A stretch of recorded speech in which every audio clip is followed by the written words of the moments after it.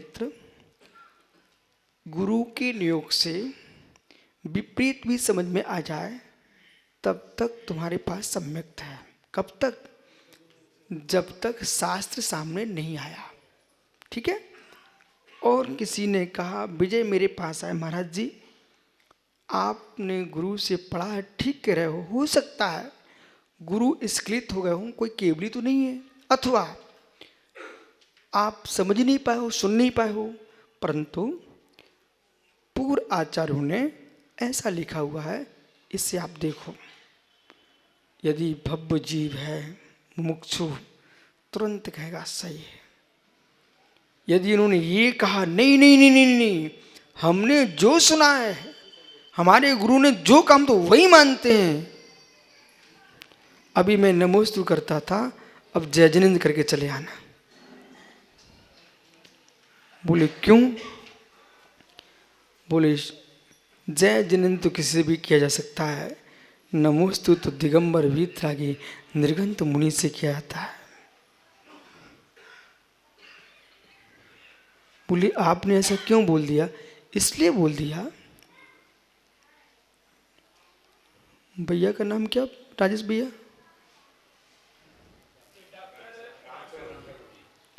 आओ डॉक्टर साहब, महावीर मंदिर में मिलते हैं डॉक्टर साहब बराबर। डॉक्टर साहब,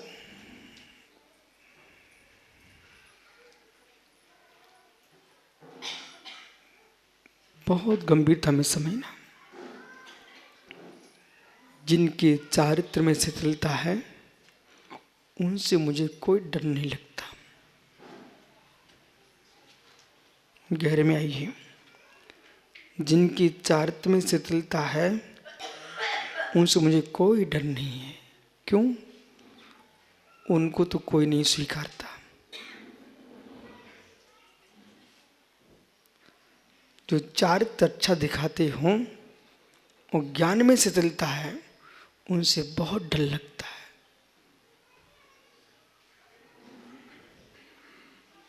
माताओं ध्यान दो, मैं क्या बोल रहा हूं। कोई व्यक्ति चारित्र में शिथिल है, तो आप सब पढ़े लिखे लोग हो। आज यदि दिन के 12 बजे 1 बजे कोई महाराज जी नगर में अकेले जा रहे हों, तो स्वयं भदौरिया जी खड़े हो जाएंगे, महाराज जी कहाँ जा रहे हैं अभी आप? ललितपुर की घटना है। एक महाराज जी अचानक बिहार करके निकल गए अकेले, तो अजय ने बंधुओं ने समाज में जाके कहा कि तुम्हारे महाराज अकेले कहाँ जा रहे थे? क्योंकि सबको पता है जैन साधु समय पर ही निकलता है, समय पर निकलता है, और उनके साथ कोई ना कोई तो होता ही है। हे मित्र, जिनके चारित्र में न्यूनता है उन्हें तो लोग दूर से स्वयं छोड़ देते हैं, पर जिनके चारित्र तो अच्छे हैं उनसे लोग नज़दीक मिलते हैं, चिपकते हैं। पर भोला संभल के सुनना, चारित्र बढ़िया दिखाते हों और ज्ञान में घटियापन हो, उनसे संभल के रहना, उनसे संभल के रहना। जितने जगत में मिथ्या पंथ बने हैं, वे चारित्र भ्रष्टों ने नहीं बनाए, ज्ञान भ्रष्टों ने बनाए।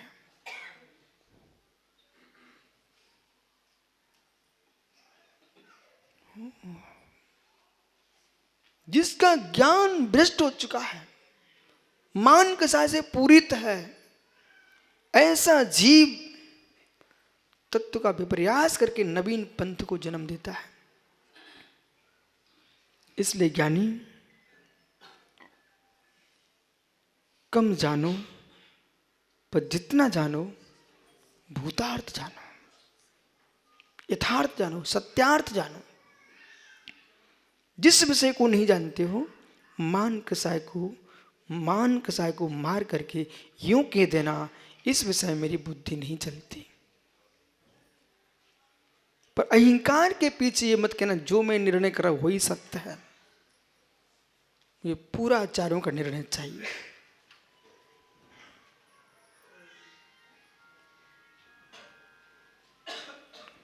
ज्ञान का आतंक बहुत बड़ा होता है,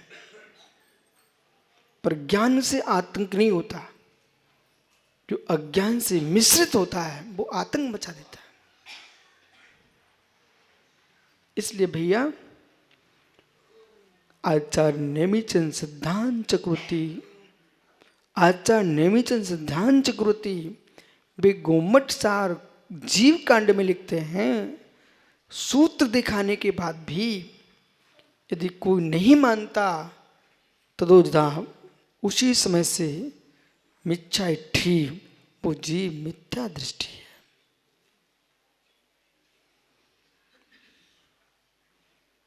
तब तक सम्यक था जब तक गुरु पर श्रद्धान था। अब हमने आपको मूल आगम दिखा दिया है, तब भी स्वीकार नहीं कर रहे आप, तो तुम्हारे गुरु नहीं यहां काम में आएंगे, आगम काम में आएगा। गुरु पंथों से झगड़ा हुआ है, गुरु पक्षों से झगड़ा हुआ है। हे मित्र, ऐसे मध्य काल में कितने गुरु हो गए जिन्होंने अर्ध फलक परंपरा चलाई, जिन्होंने श्वेत कपड़े पहनने की परंपरा चला डाली, जिनने मित्र कपड़े लटका के चलने की परंपरा डाल ली, लाठी लेके चलने लग गए। हम उन सबको गुरु कैसे मान पाएंगे? इसलिए हम गुरु को गुरु नहीं मानते हैं, हम गुरु के स्वरूप से युक्त जीव को गुरु मानते हैं।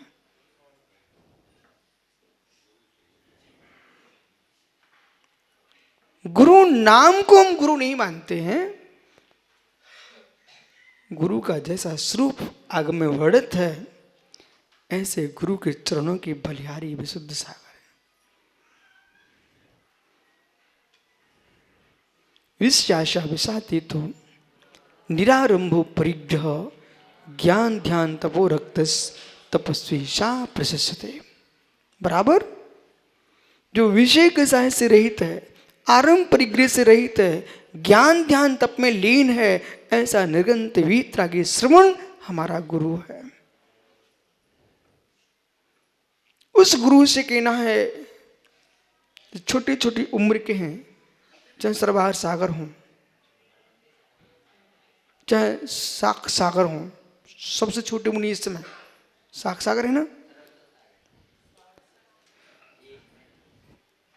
हे मित्र, चाहे सारस्वत हो, कोई भी हो, बेटा तुम उम्र से छोटे हो, प्रमाण से छोटे नहीं हो। अब मेरी बातों को संभल के सुनना सारे मुनिराज। उम्र से छोटे हो, प्रमाण से छोटे नहीं हो।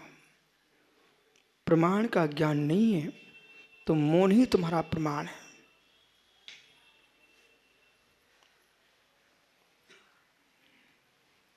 ध्यान दीजिए मैं क्या बोल रहा हूं। समुद्र सागर उम्र से छोटे हो सकते हो, प्रमाण से छोटे नहीं हो। प्रमाण पुरुष की मुद्रा में हो, जो विषय आगम का बनता हो उतना ही बोलना, अन्यथा मौन रहना। क्योंकि लोग ये नहीं कहेंगे कि छोटे महाराज ने कहा है, कि नव दीक्षित ने कहा है। यदि भदौरिया ने प्रश्न किया है, ये कहेंगे दिगंबर मुनि ने ऐसा उत्तर दिया है। अभी कुछ दिन पहले नरेंद्र मोदी ने ये कहा है कि 100-150 वर्ष पहले ही जैन मुनि ने कहा था कि पानी बिकेगा। एक हमारे देश का प्रधानमंत्री यूं कह रहा है कि 150 वर्ष पहले ही जैन मुनि ने यूं लिखा था कि पानी बिकेगा। उनका ज्ञान देखो कि सामने आज किराने की दुकानों पर पानी बिक रहा है। बराबर है ना। अब ये सारस्वत ये माने मैं तो बच्चा हूं। ध्यान दीजिए मनीष, देश की सेना में भर्ती हो चुके हो, और सैनिक की भेष में हो, उसमें तुम अपने पिता के पुत्र के रूप में नहीं देखे जाओगे, भारतीय आर्मी के आप जवान हो। वहां तुमने कोई भी विकल्प खड़ा किया किसी प्रकार का, भारतीय सेना पर आंच आएगी, तुम्हारे पिता को वहां नहीं देखा जाएगा। ऐसी सारो सागर बच्चा है, परंतु तीर्थंकर महावीर की सेना में भर्ती हो चुके हैं, इसलिए इनके माता पिता का कुछ नहीं चलेगा। यहाँ तो सेनाधीश जो कहेगा वो सुनना होगा, और हमारा संविधान जो कहेगा सेना का, उसके अनुसार जीना पड़ेगा। यदि इनने गड़बड़ की तो मित्र हमारी सेना बदनाम हो जाएगी। इसलिए वादी प्रतिवादी मुनिराज होते हैं, और उन सबके अलग अलग कार्यभार होते हैं।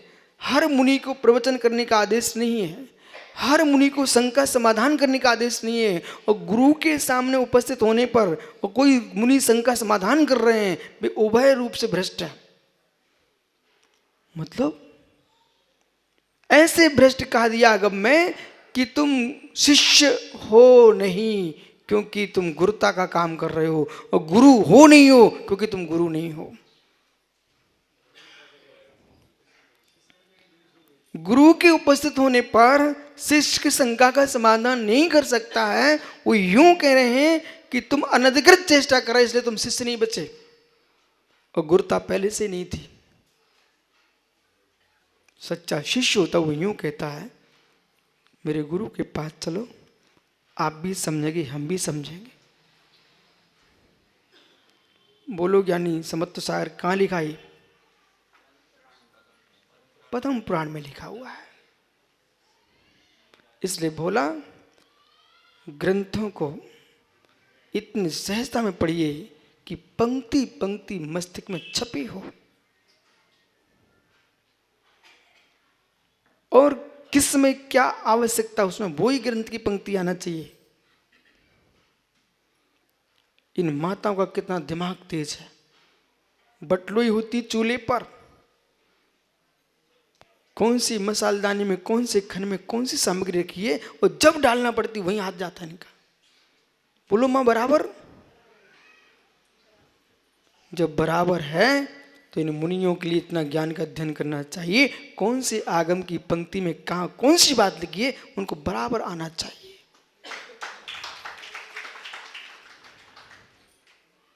अब भाई ये बाल मुनि हैं, नवदीक्षित हैं, ठीक है। इन लोगों का कर्तव्य है, मैं शिक्ष हूं। क्या हूं? शिक्ष हूं, अध्ययन करूंगा। अभी कुछ मेरे से यदवा तदवा भूल गया तो लोग में ये कोई नहीं जानता नवदीक्षित है, लोग पकड़ लेंगे जैन मुनि ने ऐसा बोल दिया। 11 आदमी होते, मात्र 11 युवा। समझे क्या? मात्र 11 युवा होते, 11 युवा। अशोक, मात्र 11 युवा होते, 11 युवा। एक क्रिकेट की टीम में 11 युवा होते हैं। उन 11 युवाओं पर पूरा देश आंखें रखता है। उनकी हार से देश की हार, उनकी जीत से देश की जीत। ऐसी अहो मुनिग्रंथ मुनिराजो, आपकी जीत से जिन शासन की जीत, वो आपकी हार से जिन शासन की हार।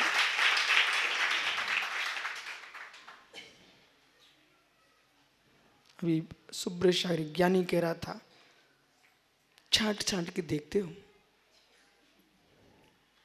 राकेश कह रहे थे, बोले वृद्धों का क्या होगा, छांट छांट के देते हो। मैंने कहा मित्र, आर्मी की सेना में वृद्धों की भर्ती नहीं होती है, वृद्धाश्रम में होती है। और हमारे पास व्यवस्था है, आप चिंता मत करो, गुरुजी के पास सब वृद्धों के लिए स्थान खुला है।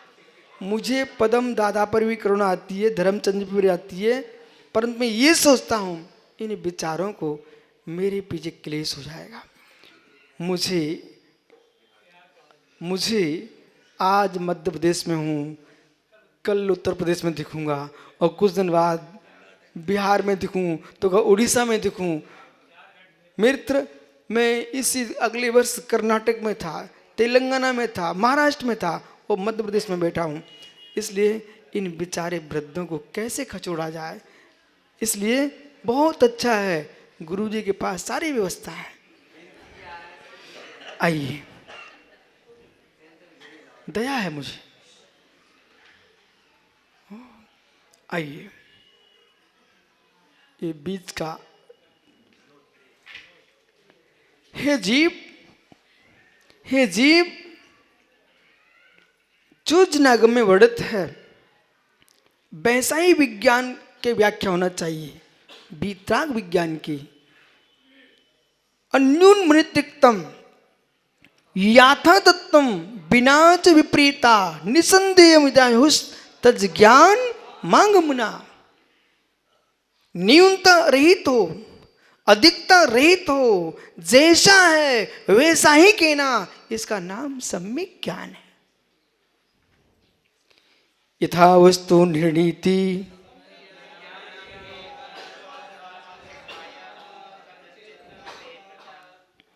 यथा वस्तु निर्णीति सम्यक ज्ञानम प्रदीपवत्। दीपक है, हाथ में विजय है, जैसा पदार्थ होगा वैसा दिखाएगा, न हीन न अधिक। तो ऐसे यथा वस्तु निर्णीति, जो वस्तु जैसे प्रकाश भैया उसको वैसा कहना, निर्णय लेना, इसका नाम है सम्यक ज्ञान। सम्यक ज्ञान। इसलिए भैया एक बार अल्प चारित्र होगा तो तनाव नहीं लेना, पर ज्ञान में विकल्प नहीं आना चाहिए। ज्ञान की निरूपणा यथार्थ होना चाहिए, क्योंकि चारित्र रहता है वो 13 प्रकार का है, हर प्राणी जानता है। लेकिन ज्ञान जो है ज्ञेय प्रमाण है।